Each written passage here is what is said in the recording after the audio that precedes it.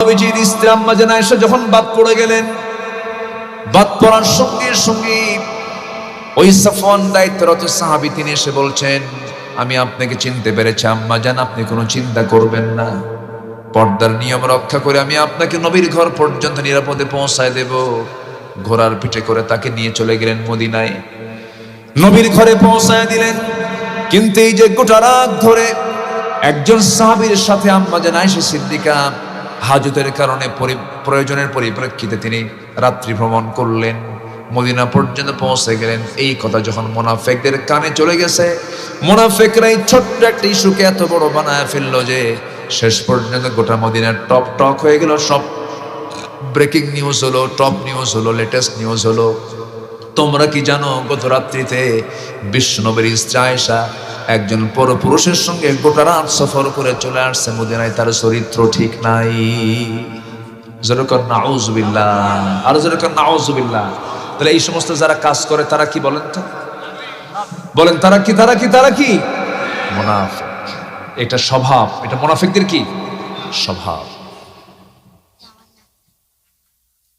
আমার নবীজির কানে নিউজটা চলে গেল, নবীজি শোনার সঙ্গে সঙ্গে তার মনটা মরে গেল, চেহারা ফ্যাকাশে হয়ে গেল। বইয়ের বিরুদ্ধে যদি এমন কোনো কথা স্বামীর কানে চলে যায়, মন তো খারাপ হওয়াটাই স্বাভাবিক। আমার নবীজি মন মরা হয়ে গেলেন, ঘরের মধ্যে ঢুকে বলছেন, আয়েশা আমি তোমাকে দারুণ ভালোবাসি, তবে কিছু কথা আমার কানকে ভারী করে দিচ্ছে। আমার কাছে মনে হচ্ছে এই সময় তোমার আমার কাছে না থেকে তোমার মার বাড়িতে যাওয়া উচিত। এমন কথা শোনার সঙ্গে সঙ্গে আম্মা জান আয়েশা যেন আকাশ থেকে ভেঙে পড়লেন। কারণ মেয়েদেরকে মানায় বিয়ের পরে বাবার বাড়ি না স্বামীর বাড়ি, বলেন কার বাড়ি মানায়? স্বামীর বাড়ি মানায়। আমার বন্ধুগণ, আম্মা জান আয়েশা সিদ্দিকা বলছেন, ইয়া রাসূলুল্লাহ, আপনার সঙ্গে আমার যে পরিচয় স্বামী স্ত্রী, তবে তার চাইতে বড় বিষয় হলো আপনি আল্লাহর রাসূল। আপনি যেহেতু আমাকে অর্ডার করেছেন, কোনো ক্রমেই আমি লঙ্ঘন করতে পারবো না, আমি যেতে বাধ্য। আমি আমার মার বাড়িতে চলে গেলাম, ইয়া রাসূলুল্লাহ, তবে আমার যে বিয়ের সিদ্ধান্ত দুনিয়ার কেউ দেয় নাই, আমার বিয়ের ফয়সালা যেহেতু আসমান থেকে এসেছে, সে আসমানের মালিক মহান রব্বুল আলামিনের কাছে আমি সাহায্য চাই। এই কথা বলে চলে গেলেন মায়ের বাড়িতে। আমার বন্ধুগণ, রাসূল যদি গায়েব জানতেন তাহলে বলতেন, আয়েশা যা শুনতে সব মিথ্যা কথা, বানোয়াট কথা, তুমি আমার বাড়িতেই থাকবে। এই ইতিহাস যদি পর্যালোচনা করি, নিশ্চিত আমরা বলতে পারি পৃথিবীর কোন মানুষ গায়েবের মালিক নয়, গায়েবের মালিক একজন, তিনি আমার কে? কেউ গায়েব জানে না, গায়েব জানেন কে? আমার রাসূল বললেন, আয়েশা তুমি তোমার বাবার বাড়ি চলে যাও। তিনি যদি জানতেন গায়েব, বলতেন? বলতেন। আম্মা জান আয়েশা রাতের বেলা ঘুমাতে যান, ঘুমাতে পারেন না। আমার নবীজি নিজের বিছানায় ঘুমাতে যান, ঘুমাতে পারেন না। হাতটা গায়ে দিয়ে দেখেন আয়েশা নাই, কলিজাটা খান খান হয়ে যাচ্ছে। নবীজি কাঁদেন। আম্মা জান আয়েশা সেজদায় পড়ে পড়ে কাঁদতে কাঁদতে চিকন মানুষ আরো চিকন হয়ে গেলেন। দুজন কান্দে, দুজন কান্না দেখে সাহাবে কেরামদের কান্না শুরু হয়ে যায়। সাহাবীদের মন মরা, নবীর মন মরা হলে সাহাবীদের মন তাজা থাকে নাকি? সবার মন মরা। নবীজির মুখে হাসি বন্ধ হয়ে গেছে। আম্মা জান আয়েশা সিদ্দিকার এই সিচুয়েশনে নবীজির মনটা ভালো নাই। ওইদিকে মুনাফিকরা, সাহাবীরা মন খারাপ করে থাকে, আর মুনাফিকরা হাসে। মুনাফিকরা কি করে? হাসে। কিন্তু ধৈর্যশীলদের পুরস্কার দেন কে বলেন? আসতে বলবেন না, কে পুরস্কার দেন বলেন? আল্লাহ তাআলা। আম্মা জান আয়েশা সিদ্দিকা রাদিয়াল্লাহু আনহা সিজদায় পড়ে পড়ে ডুকরে ডুকরে কাঁদেন আর বলছেন, আল্লাহ তুমি তো সবচাইতে বড় সাক্ষী, আমার এই সমস্ত অপকর্মের সঙ্গে আমার কোনো সম্পৃক্ততা নাই। মুনাফিকরা লেগেছে, আল্লাহ মেহেরবানি করে এই বিপদ থেকে তুমি আল্লাহ আমাকে হেফাজত করো। জোরে বলেন সুবহানাল্লাহ। 40 দিন পার হয়ে গেল। সময় কিছুদিন যাওয়ার পরে আমার নবীর কাছে ওহী নাযিল হলো, হে রাসূল, আয়েশাকে নিয়ে যে কথা চলতেছে সম্পূর্ণ মিথ্যা, ভিত্তিহীন। ইন্নাল্লাযীনা জাউ বিল ইফকি উসবাতুম মিনকুম, কোনো টেনশন নাই, আপনি আপনার স্ত্রীকে আপনার ঘরে নিয়ে আসুন। নবীর আনন্দ দেখে কে? আমার নবীজি দৌড় মেরে শ্বশুর বাড়ি গিয়ে বলছে, আয়েশা তুমি কোথায়? খুঁজো, ডেকেও পাচ্ছেন না, অভিমান করে আছেন। মেয়েদের মধ্যে অভিমান আছে না নেই বলেন তো? মেয়েদের স্বভাবগত দিক সোজা না বাঁকা? এত আস্তে আস্তে মানে সবারটা সোজা মনে হয়, ভাব সপ্তাহে দেখে মনে হচ্ছে সবার বাড়ির বউ মনে ফেরেশতা মনে হয়। মন খারাপ করে বসে আছেন আম্মা জান আয়েশা সিদ্দিকা, কোনো কথা কয় না, চুপচাপ। আম্মা জান আয়েশা বলেন, আল্লাহ আমাকে 9টা কারণে শ্রেষ্ঠত্ব দান করেছেন। যেরকম সুবহানাল্লাহ। কয়টা কারণে? 9টা কারণে শ্রেষ্ঠত্ব দান করেছেন। নাম্বার 1 হলো, আমি একমাত্র 9 বছরের নববধূ হয়েছি, 13 বছর নবীর ঘরে পদার্পণ করেছি। আমি জিবরাইলকে নিজের চোখে দেখেছি। আমি একমাত্র কুমারী স্ত্রী। আম্মা জান আয়েশা বলেন, আরেকটা কারণে শ্রেষ্ঠ, আমি নবীর সঙ্গে একই বিছানায় শুয়ে থাকতাম, একই চাদরের নিচে। আমি থাকা অবস্থায় জিবরিল আমিন ওহী নাজিল করতেন। যেরকম সুবহানাল্লাহ। আমি আয়েশা নিজেকে ভাগ্যবান, ভাগ্যবতী মনে করি। আমার নবীজি আমার শানে বলেছেন, সুরিত খাবার যেমন আরবের শ্রেষ্ঠ খাবার, আমার স্ত্রী ভিতরে আমার স্ত্রী আমার আয়েশা আমার কাছে খুব প্রিয়। আমার রাসূল বলেছেন, আমার আয়েশা আমার কাছে খুব শ্রেষ্ঠ একজন স্ত্রী, আমি তাকে খুব ভালোবাসি। আম্মা জান আয়েশা বলেন, আল্লাহ তাআলা আমার শানে আয়াত নাজিল করেছেন, আমার শানে আমাকে লক্ষ্য করে একাধিক আয়াত নাজিল করেছেন, আমি নিজেকে ধন্য মনে করি। আম্মা জান আয়েশা বলেন, আমি নিজেকে ধন্য মনে করি। আরেকটা কারণ হলো, আমার নবী যখন দুনিয়া থেকে বিদায় নেবেন, সেই বিদায়ের জায়গাটা অন্য স্ত্রী ঘরে ছিল না, আমি রাসূল, আমি আয়েশা আমার ঘরে রাসূল দুনিয়া থেকে শেষ নিঃশ্বাস ত্যাগ করেছেন।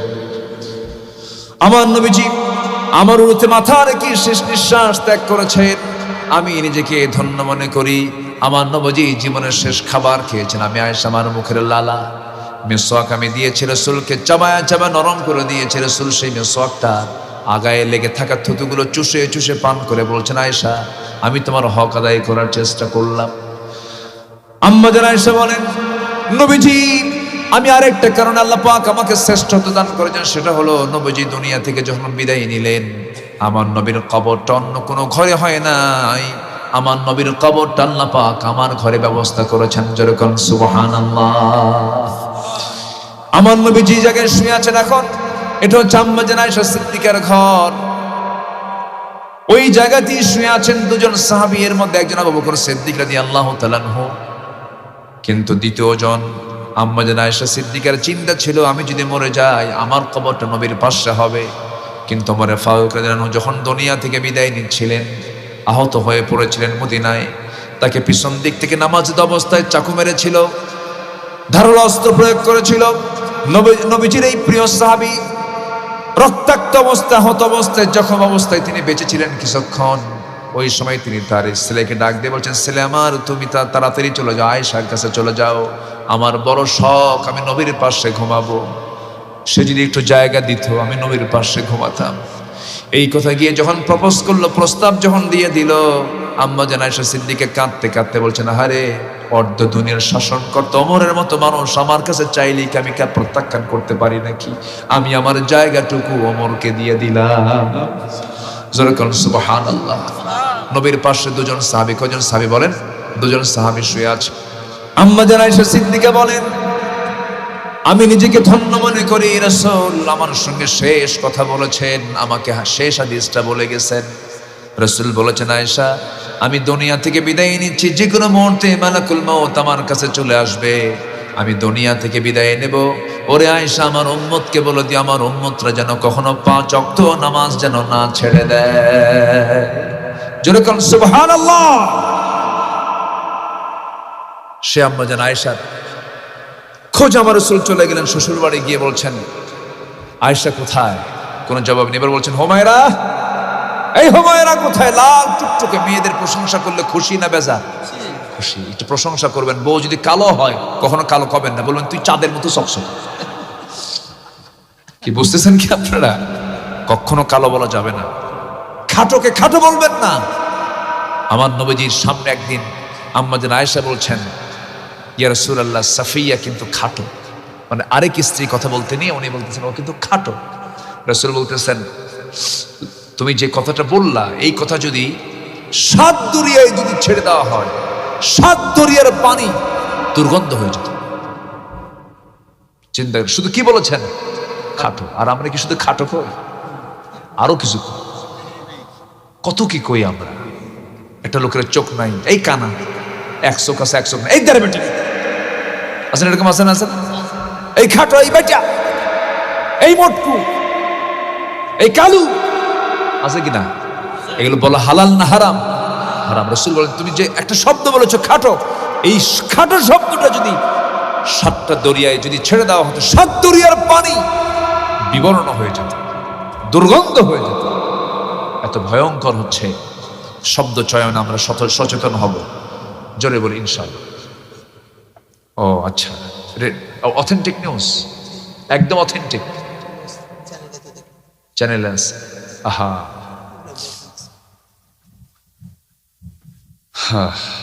সম্মানিত ভাই, আমি কি কথা বলবো? আলোচনা চালাবো? কেউ তো বাড়ি যাচ্ছেন না, দেখতেছে লক্ষণ তো ভালো না। বাড়ি যাবেন না আপনারা? বাড়িও যাবেন না, তাহলে থাকেন, আমি যাই। এত সুন্দর মানুষ, বলি আলহামদুলিল্লাহ, খুব ভালো। আমার নবীজি বলছেন, আয়েশা, হুমায়রা তুমি কোথায়? ডাক দিলেন, কিন্তু ডাকে সাড়া দিলেন, কিন্তু কথা বলতেছেন না। রাসূল বলছেন, আয়েশা রাগ করছো? আমি ইব্রাহিমের আল্লাহর প্রশংসা করি। কার আল্লাহ? উনি চলে গেছেন কোন নবীর কাছে? বলেন কোন নবীর কাছে? আমি ইব্রাহিমের আল্লাহর প্রশংসা করি। রাসূল বললেন, আয়েশা তোমার রাগ কিন্তু টের পাইছি। দেখেন তাদের রাগটাও ছিল কত বিজ্ঞচিত রাগ, তাই না? কি সুন্দর করে বোঝায় দিল। রাসূল বললেন, আয়েশা চলো, আল্লাহ পাক তোমার সামনে আয়াত নাজিল করেছেন, তুমি নির্দোষ, তোমার কোনো দোষ নেই। কিন্তু এই যে বিশাল সময় ধরে একটা প্যাঁচে একটা গোলক ধাঁধায় ফেলেছিল, কোন চক্র?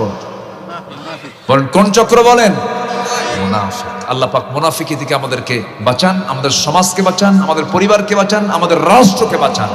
জোরে বলি আল্লাহুম্মা আমিন। ধর্মের দোহাই দিয়া ধর্মের বিরুদ্ধে কথা বলে, আছে না? আছে কিনা বলেন? আছে। 1 নাম্বার গেল, ইবাদত কবুলের 1 নাম্বার অন্তরায় হচ্ছে মুনাফিকি করা। আরো আছে কয়টা? নুরু, ওয়াজ কি শেষ না শুরু? এই পৃথিবীতে আমার আপনার আসার উদ্দেশ্য হলো, আমরা এসেছি এখানে কার ইবাদত করার জন্য? বলেন কার গোলামি করার জন্য? কিন্তু ইবাদত কি সবার কবুল হবে? সবার ইবাদত কি কবুল হবে? হবে না। দেখবেন একই ব্যক্তি ওয়াজ মাহফিলে এসে যখন বসে, মনে হয় ওর মতো সুবিশাল আর কেউ নাই। আবার ওই একই ব্যক্তি আবার যাত্রা কমিটিতে গিয়ে নাচে, ওর মতো খারাপ মানুষ কেউ নেই। এরকম কিছু লোক আছে কিনা? হ্যাঁ আছে। এই আস্তে কথা খান, আমার দিকে তাকান। তাহলে আমরা কি দ্বিমুখী চরিত্র নেব না একমুখী? আমাদের ভিতর এবং বাহির 2 রকম হবে না 1 রকম হবে? তাহলে ইবাদত কবুল করার জন্য কিছু শর্ত আছে। ইবাদত কবুল হয়ে যাবে, কিছু কিছু আকাম কুকাম বাদ দিতে হবে। আজকের সাবজেক্ট হচ্ছে আমার এটাই। কি কথা কি বুঝতেছেন আপনারা? আকাম কুকাম না বাদ দিয়া সেজদা দিয়া লাভ নেই, দান সদকা করে মসজিদ মাদ্রাসা বানায় লাভ নেই। আমাদের দ্বারা কিছু ভুল কাজ হয়ে যায়, যে কাজের জন্য আল্লাহ পাক সমস্ত ইবাদতগুলোকে নিষ্ফল বানায় দেন। কোনো পুরস্কার আমার আল্লাহর কাছে থাকবে না যদি এই সমস্ত বদগুণগুলো যদি আমাদের মধ্যে থেকে যায়। আসুন খুঁজে বের করি আমরা কোরআন থেকে সেই ভুল কাজগুলো কি কি, যেগুলো ইবাদত কবুলের অন্তরায়। ইবাদত কবুলের অন্তরায়, যে ইবাদত কবুলে যেটা বাধা দেয়, সে অপকর্মগুলো কি কি আমরা খুঁজে বের করবো। কিসের থেকে বলেন? আমি কিন্তু আমার বাপের কথা বলতে আসি না। ওয়াজের পরে বলবো না যে ভাই আমি কোনো ভুল করলে আমারে মাফ করে দিয়ে। আমি তো আমার বাপের কথা বলতে আসি নাই। নেতারা বলতে পারে, কারণ নেতারা তার নেতার কথা বলে, তার বাপের কথা বলে, স্বামীর কথা কয়, বাপের কথা কয়, দেশ স্বাধীন করছে, এই করছে, ওই করছে, ওরা ভুল স্বীকার করতে। আমরা তো বাপের কথা বলতে আসি নাই, আমরা বলতে আসছি কোরআনের কথা। এখানে ভুল ভুল ভুল ক্ষমা চাওয়ারও কোনো দরকার। রাগ করতেছেন মনে হয়? হুজুর খেপলেন কেন? খেপি নাই তো, হক কথা এরকমই লাগে আমার। মাইক ভালো কিন্তু, রাগ করেন না, মাইক ভালো। নামাজ পড়ছেন? এসে নামাজ পড়ছেন? পড়ে নাই। ওয়াজ বেশি শোনে কে বলেন তো?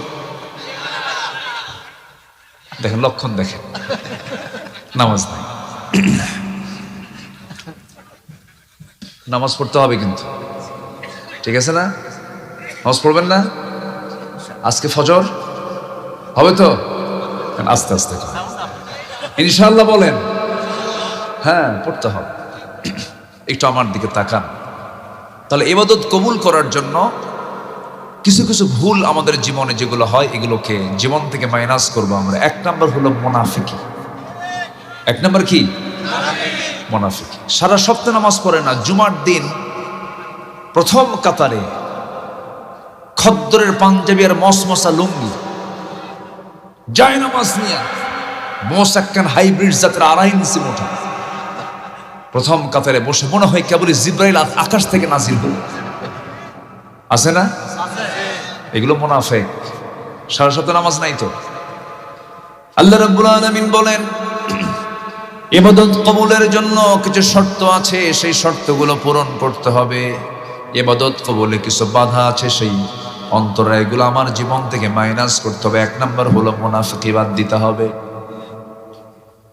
আল্লাহ রাব্বুল আলামিন বলেন, وَمِنَ النَّاسِ مَن يَقُولُ آمَنَّا بِاللَّهِ وَبِالْيَوْمِ الْآخِرِ وَمَا هُمْ بِمُؤْمِنِينَ। জোরে বলুন আল্লাহু আকবার। আল্লাহ রাব্বুল আলামিন বলেন, মানুষের ভিতরে কিছু মানুষ আছে যারা বলে আমি ঈমান এনেছি, পরকালকে বিশ্বাস করেছি, কিন্তু আল্লাহ বলছেন প্রকৃত তারা কখনো ঈমানদার নয়। ঈমানের ভান ধরছে। ঈমানের কি ধরছে? ঈমানদারের ভান ধরেছে। দেখেন না, দাড়ি রাখে আবার কাটে। জানেন না আপনারা? জানেন না? জানেন না? দাড়ি কাটছে, মাথার চুল কালো বানাইছে, পাঞ্জাবি খুলে গেঞ্জি পরছে, পায়জামা খুলে লুঙ্গি পরছে। তাহলে ওটা কি ইমানদার না ইমানদারের ভান? ইমানদারের ভান ধরেছে। কোনো কিছু আমাদের দেখানোর জন্য করা যাবে না। দান করবো আমি, ডান হাত দেবে বাম হাত জানবে না, বাম হাত দেবে ডান হাত জানবে না। গোপনে দান যে বান্দা করবে, আল্লাহ বলছেন আমি তাকে আরশ আজিমের ছায়ায় তাকে সেদিন জায়গা করে দেব। যেরকম সুবহানাল্লাহ। দান করব, শর্ত আছে, সবার আগে আমার নাম দিতে হইব। আছে আছে এরকম আছে, সবার আগে আমার নাম দিতে হবে। তাও মোটা 2.5 ইঞ্চি মোটা, মোসো 2.5 ইঞ্চি, ওই পোস্টারও থাকতে হবে 2.5 ইঞ্চি মোটা। দান করব।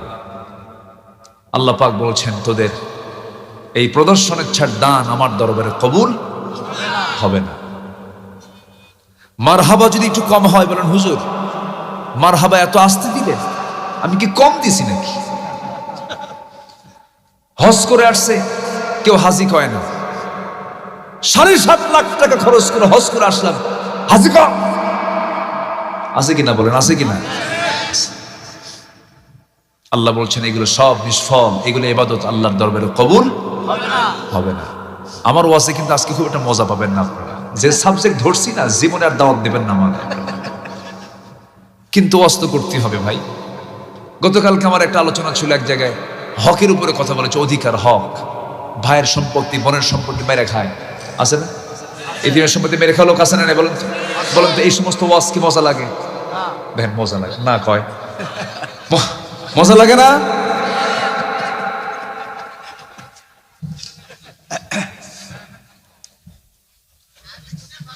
কি সুন্দর করে ভাই 12 বছর বোনের সম্পত্তির উপরে ধান লাগায়, সেই ধান বেচে ওমরায় যায়। কোটি টাকার সম্পদ পাবে বোন, ভাইয়ের কাছে দেয় না, ওমরায় যায়। সস্তা জমজম কূপের পানি, আজোয়া খেজুর, আর মদিনা থেকে একটা চেন নিয়ে আসছে সোনার, বোনের জন্য। পাবে কিন্তু 1 কোটি টাকার সম্পত্তি, নিয়ে আসছে একটা ছোট্ট চেন আর এই খেজুর আজোয়া টোজে নিয়ে আসা। বোন আসো, তোমার জন্য যে দোয়া করছি বোন আমার, তোমার জন্য মক্কার কাওয়ার সামনে বসে দোয়া করছি, সোনার মদিনায় তোমার সালাম পৌঁছায় দিয়ে সোনার মদিনা থেকে সোনা আনছি, এই যে বোন তোমার গলায় দিলাম। আজোয়া খেজুর দিলাম, জমজম পানি দিলাম, তুমি খাবা এগুলো বোন, আমার জন্য দোয়া করবা বোন। একটা কথা বলি, রাগ করবা না তো? না, অংশ নিলে কিন্তু ধ্বংস হয়। কত বড় মাঠা!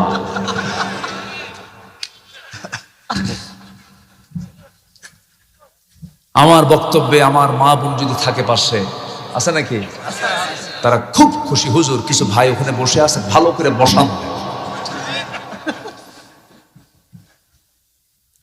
রাগ করতেছেন নাকি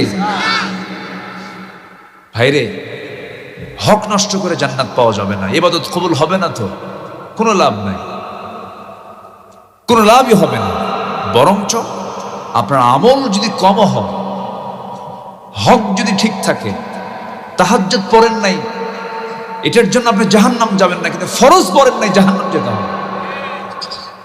ফরজগুলোকে ঠিক রাখি, জোরে বলি ইনশাআল্লাহ। বোনকে সম্পত্তি বুঝায় দেওয়া ফরজ, এতিমের মাল বুঝায় দেওয়া ফরজ, অন্যের হক রক্ষা করা ফরজ। ফরজগুলোকে লঙ্ঘন না করি। আমাদের স্বভাবটা কেমন হয়েছে জানেন? মাথায় টুপি আছে কিন্তু পরনে লুঙ্গি নেই। কি নাই? লুঙ্গি নাই, কিন্তু মাথায় কি আছে বলেন তো? টুপি কি না থাকলেও কি নামাজ হবে না বলেন তো? আর লুঙ্গি না থাকলে নামাজ হবে? তাহলে আগে কোনটা দরকার? আগে লুঙ্গি দরকার। আগে হক ঠিক করি আমরা। হক ঠিক নাই, কিচ্ছু ঠিক নাই, বাপ মাকে ভাত দেয় না, ওইদিকে খাজা বাবার দরবারে গুরু পাঠায়, মহাস্থান করে ঠিকই নিয়ে যায়, গুরু আর ছাগল নিয়ে যায়। এই আছে না নয়? ভাবতেছেন হুজুর খবর রাখে না? বৈশাখের শেষ বৃহস্পতিবার তো বিশাল ওখানে বরকতের মাহফিল হয়, কয়েক মন গাজা তার রহমত। কি কথা ঠিক আছে নাকি? এগুলো সব বন্ধ হয়ে যেত যদি ইসলাম ক্ষমতায় আসতো, সব পিটায় সোজা করা হতো। গাজা খাবি? বহুদিন আগে 2018 সালের দিকে হাসিনা আমারে একটু জেলখানায় দিয়েছে, বুঝতেছেন কি? একটুই তো বলবো, 3 মাস 4 মাস ছিলাম, এ তো আর বেশি না। 13 বছর ছিলেন আল্লামা সাইদ রাহিমাহুল্লাহ, তার তুলনাতে একটুই তো। জেলখানায় ঢুকানোর পর আমি বেশ কিছুদিন পর থাকার পর দেখি এক বুড়ো চাচা, লাল মোসওয়ালা, মাথার চুলও লাল, দাড়িও লাল, মোসও লাল, দাড়িও বড়, মোসও বড়, বগলের চুলও বড়, নিজের দিকে আর গেলেন। তো চাচা জেলখানায় ঢুকছে, বললাম চাচা আপনাকে ধরে আনলো কোন পুলিশ? কি করছেন আপনি? বাবা প্রশাসনের মাথা খারাপ। কেন? বেহেশতের গাছের বিরুদ্ধে ষড়যন্ত্র শুরু হয়ে গেছে। বেহেশতের গাছ মানে কি? গাজা শরীফ। গাজা শরীফ বলতেছে। এই হচ্ছে অবস্থা। আমার দেশের শরীফ কিন্তু বহু শব্দের সাথে আছে, মাজার শরীফ, দরুদ শরীফ, তারপরে ওরস শরীফ, কোরআন শরীফ আছে না? দেশ শরীফ। কোরআন শরীফ শব্দ কোথায় আছে? কোরআনুম মাজিদ, ঠিক আছে না? কোরআনুম মাজিদ। কিন্তু আমার দেশে বুখারী শরীফ, মুসলিম শরীফ, ঠিক আছে না? মানে শরীফের সাথে আমাদের দেশে একটা মিল আছে। আমি বলতেছি না তা না, শরীফ শব্দটা খারাপ না, কিন্তু কোরআনের পরিচয় হলো কোরআনুম মাজিদ। ইন্নাহু লাকুরআনুন কারীম, লাকুরআনুন কারীম। আমার দেশে কত যে ভণ্ডামি আছে! খাজা, দিল করে তাজা, ইসমে জালাল, গাজার কলকি খাওয়া হালাল। দেখছেন? এগুলো কিচ্ছু না, শুধু আম গাছের সঙ্গে। সে কোন আম গাছ জানেন? ন্যাংরা আম গাছের সঙ্গে 1.5 হাত লাঠির পিটন খেলে বাড়ি সব সোজা হয়ে যায়। সবচেয়ে বড় ওষুধ হলো পিটন। সবচেয়ে বড় ওষুধ কি বলেন? পিটন। দরকার আছে কিনা বলেন? কুল্লা বানান আছে না, আয়াত আছে না? কুল্লা বানান, প্রত্যেক গিরে গিরে পিটাও, দরকার আছে। হাতে লাঠি নেওয়াও সুন্নাত, মার খাওয়াও সুন্নাত, মার দেওয়াও সুন্নাত। 16 বছর মার খেয়েছি, এখন সময় এসেছে বাতিলের বিরুদ্ধে আমাদের প্রয়োজনে লাঠি ব্যবহার করা লাগবে না, ঠিক কিনা? শরীফ ওসমান হাদিকে গুলি করে হত্যা করার ষড়যন্ত্র করা হয়েছে। প্রত্যেকটা হত্যার ষড়যন্ত্র মোকাবেলা করার দরকার আছে না নাই? রাজি আছেন কারা কারা? হাত উঁচু করে দেখান মুসলমান।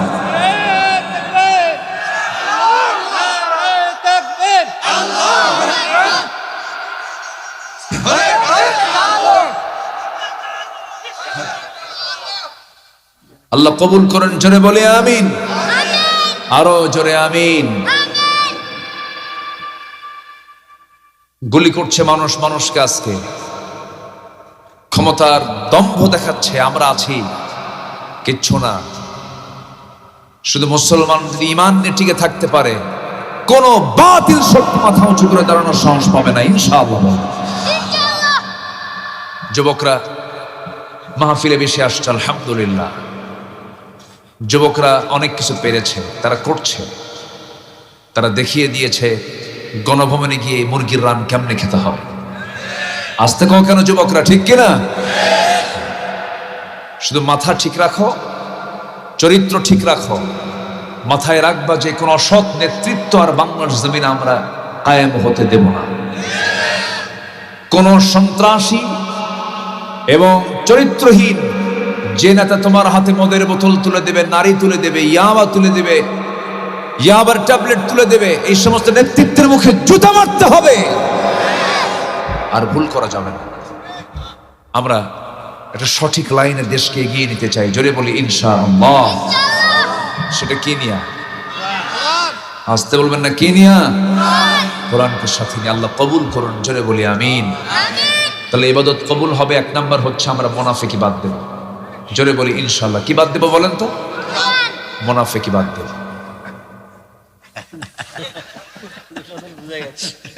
একটু মিসিং হয় না আব্বু? হ্যাঁ, খুব ভালো। ছোট বাচ্চা যেখানে থাকে সেখানে রহমত থাকে, বলি আলহামদুলিল্লাহ। বাচ্চারা মসজিদে গেলে ধমক দিবেন না।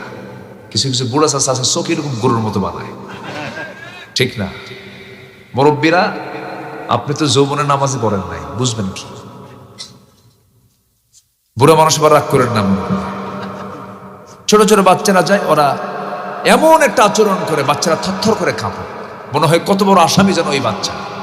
না, বাচ্চারা সামনে দিয়ে হাঁটবে, খেলবে, হাসাহাসি করবে, চিল্লা চিল্লি করবে, তাও ধমক দিতে পারবেন না। কি কথা বোঝা গেল? আজান হবে, গ্রামের সব বাচ্চাকে মসজিদে আড্ডা দেবে। কোথায় আড্ডা দেবে? মসজিদে। বাচ্চাদের আড্ডার জায়গা হলো মসজিদ, আর আমাদের সেজদার জায়গা হলো মসজিদ। কি আসতে কোন কেন? কিচির মিচির আওয়াজ শোনা যাবে, হাসির আওয়াজ আসবে কানে, এটাই ইসলাম। জোরে বলি সুবহানাল্লাহ। যার যত ছোট ছোট বাচ্চা আছে সব নিয়ে যাবেন মসজিদে, ডানে বামে সব জায়গায় ছুঁয়ে দিবেন, থাক। ইসলাম শেখো, দিন শেখো, শৃঙ্খলা শেখো। সুবহানাল্লাহ বলবেন না? এই যে আছে বসে, খুব সুন্দর, মাশাআল্লাহ। ও লজ্জা পাইছে একটু, এক সমস্যা নেই, আলহামদুলিল্লাহ। রাগ করতেছেন নাকি? ইবাদত কবুল হওয়ার শর্ত হচ্ছে 10টা অপকর্ম ছাড়বো আমরা। এর মধ্যে 1 নাম্বার বলেছে, আমরা মুনাফিকি ছাড়বো। রাজি আছেন তো ইনশাআল্লাহ? মুনাফিকি করা যাবে? মুনাফিক কারা একটু শুনি। অনেক লম্বা কথা, আমাকে সময় দিচ্ছেন তো নাকি? আল্লাহ কবুল করুন, জোরে বলি আল্লাহুম্মা আমিন। আমার বন্ধুগণ, মুনাফিক কারা? আল্লাহ রাব্বুল আলামিন মুনাফিককে চেনার জন্য সূরা মুনাফিকুন নামে একটা সূরা নাযিল করেছেন। আবার কাফিরকে চেনার জন্য সূরা কাফিরুন নাযিল করেছেন। আবার মুমিনকে চেনার জন্য সূরা মুমিনুন নাযিল করেছেন। মুমিন কারা? সূরা মুমিনুন পড়ো। কাফের কারা? সূরা কাফিরুন পড়ো। মুনাফিক কারা? তোমরা সূরা মুনাফিকুন পড়ো। মুনাফিকুন পড়ো মুনাফিক হওয়ার জন্য নাকি? না মুনাফিকে বাদ দেওয়ার জন্য? মুনাফিকি আমরা বাদ দিয়ে দেব। মুনাফিকের লক্ষণ হলো 3 থেকে 4টা। যখন সে কথা বলে মিথ্যা বলে, যখন সে ওয়াদা করে ভঙ্গ করে, যখন তার কাছে আমানত রাখা হয় আমানতের খেয়ানত করে, যখন সে তর্কে না পারে বাংলা ছেড়ে দিয়ে ইংলিশ কয়। বাংলা ছেড়ে দিয়ে কি কয়? ইংলিশ কয়। খুব নোংরা ভাষায় কথা বলে, বাজে কথা বলে, ফায়সা কথা বলে, মুখ থেকে বেফাস কথা বলে ফেলে। এগুলো হচ্ছে মুনাফিকের লক্ষণ। কিসের লক্ষণ বলেন? আমাদের দেশে মুনাফিক নাই তো? মুনাফিক আছে? মুনাফিক আছে। আগামীর সরকার যদি আমরা গঠন করতে পারি, আপনাদের ভোটে নির্বাচিত হতে পারি, মদিনার সনদে দেশ চালাবো। মদিনা গেছো? ও কোথায় গেছে? কোথায় চলে গেছে? মদিনায় গেছে। মদিনার সনদে দেশ চালাবো। দলটা হলো নন ইসলামিক পার্টি, বলতেছে আমি মদিনার সনদে দেশ চালাবো। কত বড় মিথ্যা কথা, মিথ্যা ওয়াদাগুলো আমরা শুনলাম 54 বছরে। কি দেশের প্রেম, দেশের 28 লক্ষ কোটি টাকা দেশ থেকে পাচার করে নিয়ে চলে গেছে। দেশের প্রেম কি দেখছে? রাজনীতি যদি তারা করতেই চায়, আমাদের কথা হচ্ছে জনগণের 28 লক্ষ কোটি টাকা জনগণকে বোঝায় দিয়া রাজনীতির মাঠে, ঠিক কিনা? কষ্ট পাচ্ছেন? আমরা মুনাফিকি বাদ দেব, জোরে বলি ইনশাআল্লাহ। মুখ এবং ভিতর দুটো এক করব, ঠিক আছে না? সামনে বলে ভাই আপনার মতো মানুষই হয় না, আড়ালে গেলে কি হারাম জাদা আসেন, এরকম আসে না, আসে না, আসে না, আসে না, এরকম আছে কিনা বলেন? এটার নাম কি বলেন? মানে এটার নাম কি বলেন? মুনাফিক। আল্লাহ রাব্বুল আলামিন বলেন وَإِذَا لَقُوا الَّذِينَ آمَنُوا قَالُوا آمَنَّا وَإِذَا خَلَوْا إِلَى شَيَاطِينِهِمْ قَالُوا إِنَّا مَعَكُمْ إِنَّمَا نَحْنُ مُسْتَهْزِئُونَ। জোরে বলুন আল্লাহু আকবার। এই সমস্ত মুনাফিকরা যখন ঈমানদারদের সঙ্গে মিলিত হয় তখন বলে আমরা তোমার সাথে আছি, আবার কাফিরদের সঙ্গে যখন মিলিত হয়, শয়তানদের সঙ্গে যখন মিলিত হয় তখন বলে মূলত আমরা তোমার সাথে আছি। এইভাবে তারা মানুষকে উপহাস করতে থাকে, ধোঁকাবাজি করতে থাকে এই সমস্ত মুনাফিকরা। আল্লাহ রাব্বুল আলামিন এজন্য মুনাফিকদের ব্যাপারে বলেছেন, অ্যাড্রেস দিচ্ছেন, তাদের কি অ্যাড্রেস হবে? ইন্নাল মুনাফিকিনা ফিদ দারকিল আসফালি মিনান নার ওয়ালান তাজিদ লাহুম নাসীরা। জোরে বলুন আল্লাহু আকবার। মুনাফিকরা জাহান্নামের সর্বনিম্ন অবস্থান করবে, তাদের কোনো সাহায্যকারী থাকবে না। কাফেরদেরকে সর্বনিম্নে দিবেন না, মুশরিকদেরকেও দিবেন না। মুনাফিকরা এত জঘন্য যে আল্লাহ রাব্বুল আলামিন জাহান্নাম উদ্বোধন করবেন হলো মুনাফিক দিয়া। জোরে কোন নাউযুবিল্লাহ। সব জায়গায় মুনাফিক ছিল, এখনো আছে না নাই বলেন? এখনো আছে। মুনাফিকের কিছু আলামত আছে। মুনাফিক যোহর পড়তে পারে, আসর পড়তে পারে, মাগরিব পড়তে পারে, এশার নামাজও কোনো মতো পড়তে পারে, কিন্তু মুনাফিক কখনো কি করতে পারে না বলেন? কোন নামাজ পড়তে পারে না। আমার দেশের সবচেয়ে কম মুসল্লি মসজিদে পাওয়া যায় কোন ওয়াক্তে বলেন? এখন তো বলুন দেখি, আমার দেশে মানুষ বেশি না মুনাফিক বেশি? তো ধরতেছে কিন্তু সবাইকে আস্তে আস্তে। খুব কি যে রাগ করবেন আজকে ওয়াজের শেষে আল্লাহই জানে। আমার বন্ধুগণ, শোন ভাল কি না? শোন মানে কি? শোন ভাল কি? এই যে ভাই, এই ওঠেন কেন? শোন ভাল কি? জি, ভেলকিবাজি শোন না। যাই হোক, ওটা আমরা ব্যাখ্যায় না, যে আমরা ওয়াজের আলোচনায় থাকি। আমি কি আলোচনা করব ভাই? আমাকে না বলে যাচ্ছেন কেন? একটু বসেন। এত কষ্ট করে আসলাম, আমরা দোয়াটা করে যাবো ইনশাআল্লাহ। জোরে বলি ইনশাআল্লাহ। আমি তো এত লম্বা সময় কথা বলবো না, একটু বসেন, ভয় পাওয়ার কোনো কারণ নেই। আপনার বিরক্তি আসার আগেই আমি শেষ করে দেব, একটু বসেন। আমি শিবগঞ্জে প্রথম আসি হলো ময়দানহাট্টা ইউনিয়নের মোহাব্বত নন্দীপুর একটা গ্রামে 1998 সাল। 1998 সালে আমার ফার্স্ট মাহফিল হয় বগুড়ার শিবগঞ্জের ময়দানহাট্টার মোহাব্বত নন্দীপুর দাড়িদহের পাশের একটা গ্রাম। আজকে 2025, আজ থেকে আরো কত বছর আগের কথা? 27 বছর আগে আমি এখানে একটা মাহফিলে এসেছিলাম। শিবগঞ্জ খুব আমার পুরাতন একটা জনপদ। একজন চাচা আছেন, খুব আমাকে মোহাব্বত করেন। দেউলি সৈয়দপুরের দিকে বাড়ি ওনার। সাবেক পার্লামেন্টারিয়ান ছিলেন, শাহাদাতুজ্জামান ছিলেন তো নাকি?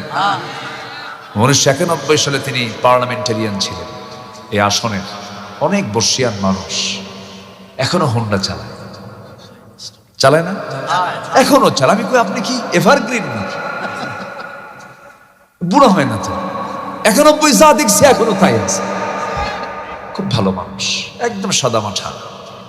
আল্লাহ তুমি তাকে সুস্থ হায়াতে তাইয়্যিবা দান করো। জোরে বলি আল্লাহুম্মা আমিন। খুব ভালো মানুষ, ওনাকে বলেন নাই মনে হয় না আপনারা? দাওয়াত দিয়েছেন তো নাকি?